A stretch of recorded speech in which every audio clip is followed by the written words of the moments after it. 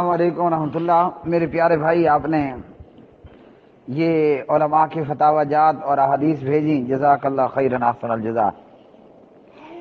بیٹھ کر نماز پڑھنا، اور اس پر آپ کو میں نے دیا جواب۔ تو جو شخص نفل نماز بغیر عذر کے، بغیر ریزن کے بیٹھ کر پڑھے گا، اسے اس پر ثواب آدھا ملے گا، جیسا کہ حضرت انس بن مالک رضی اللہ تعالی عنہ راوی ہیں، ان رسول اللہ صلی اللہ علیہ وسلم خرج فرأى اناسا يصلون قعودا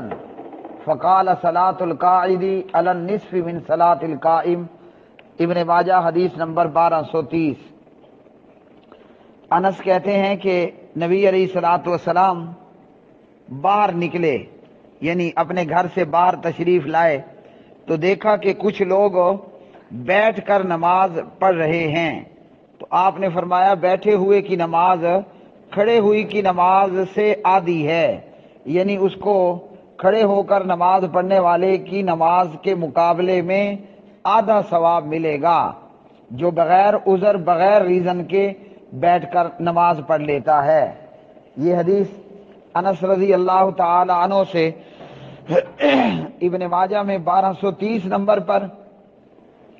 اور اسی طرح عبداللہ بن عمر رضی اللہ تعالی عنہما سے ابن ماجہ میں 1229 نمبر پر، اور یہ صحیح روایت ہے۔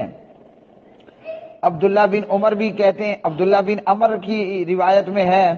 ان النبی صلی اللہ علیہ وسلم مر به وهو يصلي جالسا فقال صلاة الجالس على النصف من صلاة القائم، کہ پیارے نبی علیہ الصلوۃ والسلام عبداللہ بن عمر رضی اللہ عنہما کے پاس سے گزرے، عبداللہ بن عمر بیٹھ کر نماز پڑھ رہے تھے، آپ صلی اللہ علیہ وسلم نے فرمایا بیٹھے ہوئے کی نماز کھڑے ہوئی کی نماز سے آدھی ہوتی ہے، یعنی اس کو ثواب آدھا ملتا ہے۔ اب یہ احادیث ہیں نفل نماز کے حوالے سے، اور نفل نماز میں دن رات میں جو بھی نفل اور سنت نماز ہے، یا یہ کہ رات میں تہجد کی نماز ہو گئی، فجر کی 2 سنت، ظہر سے پہلے 4 سنت یا بعد کے سنت نفل، اگر کوئی بغیر عذر کے بیٹھ کر سنت یا نفل نماز پڑھے گا، نماز ہوگی مگر ثواب آدھا ملے گا،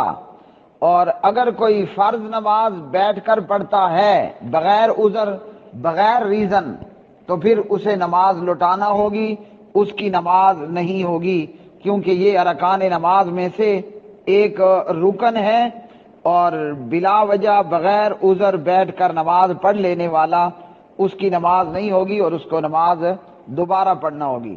اسی طرح امام بخاری رحمۃ اللہ علیہ حدیث لائے